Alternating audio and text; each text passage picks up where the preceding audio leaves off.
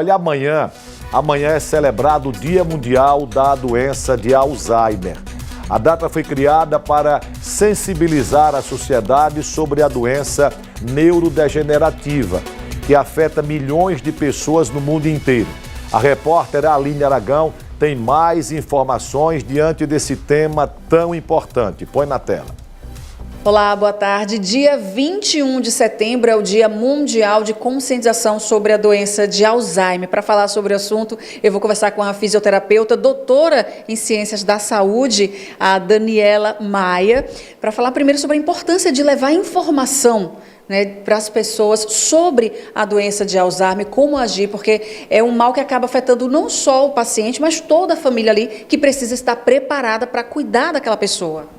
Olá, tudo bem? Obrigada por estar falando de um tema tão importante, que, como você falou, não envolve só o paciente, mas envolve a família e os cuidadores, né? As pessoas que estão envolvidas no tratamento e na convivência com esses pacientes. E a gente aproveita para falar também, já que a gente está no espaço de fisioterapia, para falar sobre essa relação da fisioterapia com o Alzheimer.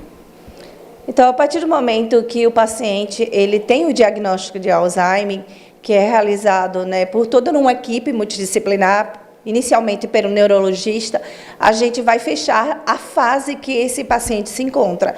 E a fisioterapia vai tratar de acordo com a fase que esse paciente está, né? Então, a gente divide em fase inicial, em fase moderada e uma fase avançada.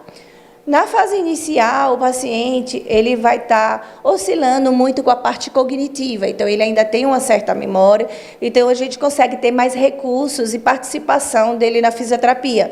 E aí, dependendo da avaliação, a gente pode usar o Pilates, a gente pode usar a própria fisioterapia convencional, trabalhar com fortalecimento, com alongamentos, né, consciência corporal, estimular a parte cognitiva junto dos exercícios. A fase moderada aí já tem um pouco mais de dificuldade, porque a parte da memória ela está mais comprometida, mas mesmo assim a gente consegue trabalhar com esses pacientes. Então a gente vai intensificar a parte motora. Por quê? E qual é a importância disso? É que esse paciente ele não evolua para uma cadeira de roda ou que ele fica acamado.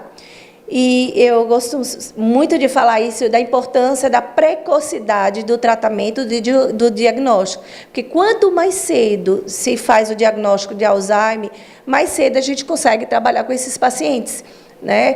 Com o objetivo de retardar e sustentar para que essa doença ela não evolua, porque o Alzheimer é uma doença progressiva, a gente não pode esquecer disso. Então, a gente precisa estar com a equipe multidisciplinar trabalhando com esses pacientes. Então, na fase moderada, a gente vai trabalhar justamente, né, a manutenção, né, e através de uma avaliação e ver o que esse paciente está precisando.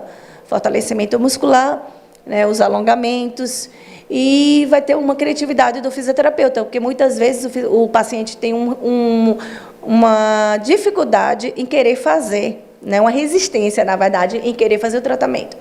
Na fase mais grave, e aí a gente tem que levar em consideração se esse paciente está acamado, se esse paciente está acamado, o tratamento ele vai ser da qualidade de vida desse paciente.